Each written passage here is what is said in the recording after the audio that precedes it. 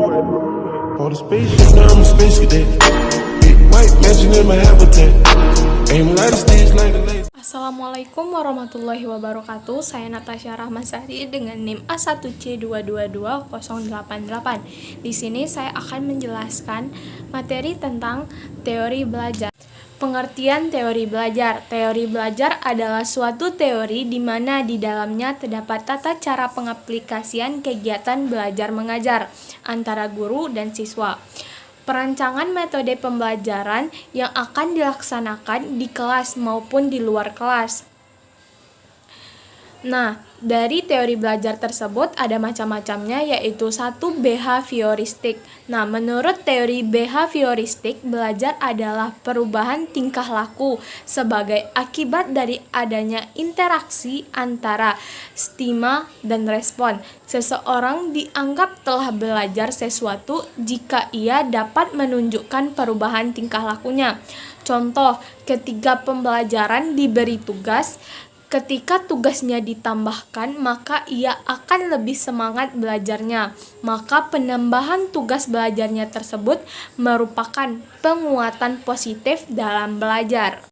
2. Kognitivisme. Kognitivisme berfokus pada aktivitas mental batin, membuka kotak hitam dari pikiran manusia yang berharga, dan diperlakukan untuk memahami bagaimana orang belajar.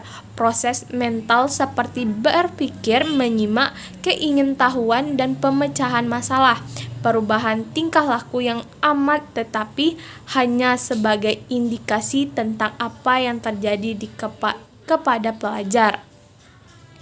3. Konstruktivisme, sebuah reaksi terhadap pendekatan didaktik seperti behaviorisme, dan di program instruksi konstruktivisme menyatakan bahwa belajar adalah aktif dalam konteks pengetahuan.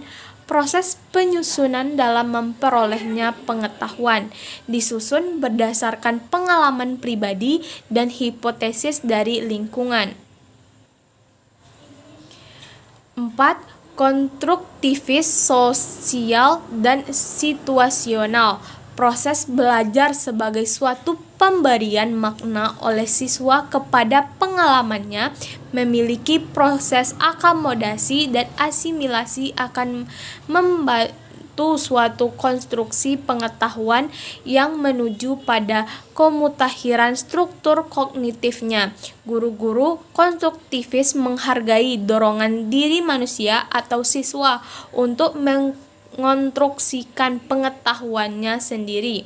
Kegiatan pembelajaran yang dilakukan akan diarahkan agar terjadi aktivitas konstruksi pengetahuan oleh siswa secara optimal. 5. Yaitu ada humanisme. Humanisme menurut HUT 2001 adalah orang-orang bertindak dengan niat dan nilai-nilai.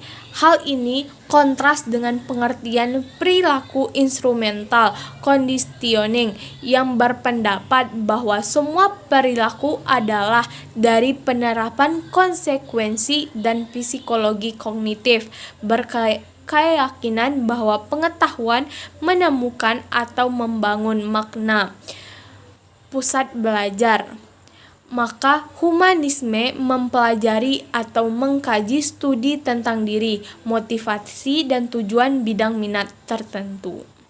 Demikianlah yang dapat saya sampaikan. Saya tutup dengan wassalamualaikum warahmatullahi wabarakatuh.